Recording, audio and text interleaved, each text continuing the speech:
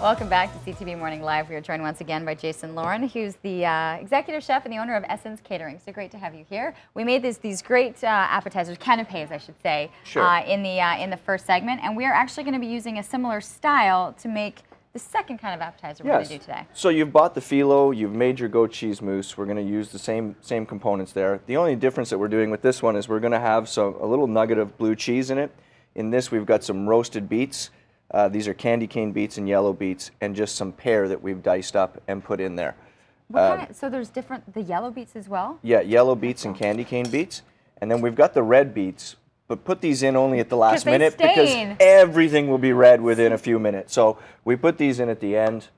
We just mix them all together. I've already got a very simple dressing in here of some champagne vinegar, some herbs, a little bit of honey, and some olive oil, and we're all done. We just go back to our phyllo, and we just top them up just like that. I mean, you can go into your kitchen, and if you've got everything ready, you can steal away for a few moments, make 15, 20 of these, come back out, and all the prep was done ahead of time, and your guests will think you're really quite special because you've taken the time to cut these beautiful little cubes, and right? yet you're actually serving things that look beautiful and yet have completely different tastes, right? Because you're going from the way it was with the vegetables to the more vinaigrette and the beets in this one. And you'll notice it's summer, and you know, these are both vegetarian bites, and they're great, and nobody's going to miss the meat on either of these. There we go. Thank you very much. You're welcome.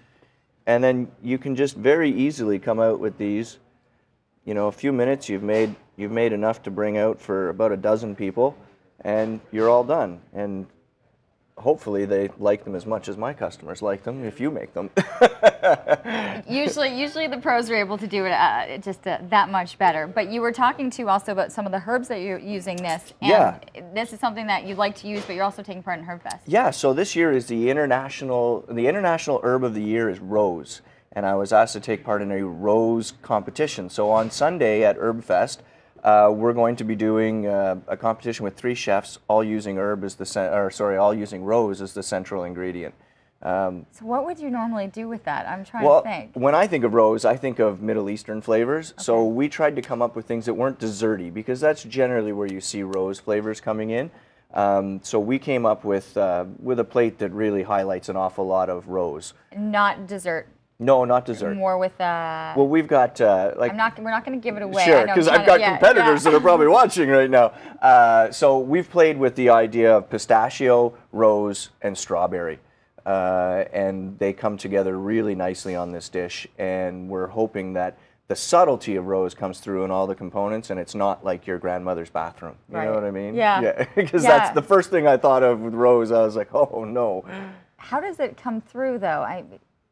What do you mean by, like, you have to be subtle with rose, otherwise it just goes too far, right? No, I'm in terms of how it comes packaged. I mean, at that point... It doesn't. Do you know how hard it is to find roses that aren't grown in pesticides and everything? Well, I'm thinking that. I'm like, okay, so you're literally just taking the petals, or are you... Yeah, well, I'm using several, the rose hips as well. But I've been pillaging my neighborhood of their roses, so I'm running around and clipping people's roses in the 6 o'clock in the morning. I think you need to bring it to some of your neighbors once you oh yeah, they'll get all some stuff from it for sure. This is what it's worth. All right, for people who are looking for more information, we know that you can do anything from intimate dinners of 2 up to corporate parties. Yep. They can get a hold of you, and you really were saying too, it's their style as well. It's how you like to cook, but what they want. We're totally customized, so I don't even post menus online anymore. So I do a consultation with you, and we come up with a menu that's uniquely you or unique to your event. And you're located, again, you were saying on near Parkdale. Yeah, Parkdale and Gladstone, 430 Parkdale, and you can find us online at essencecatering.ca. Perfect. Good luck at Herb Fest. Thank you. With the rose. Interesting to see how that's going to turn out. And once again, it's essencecatering.ca.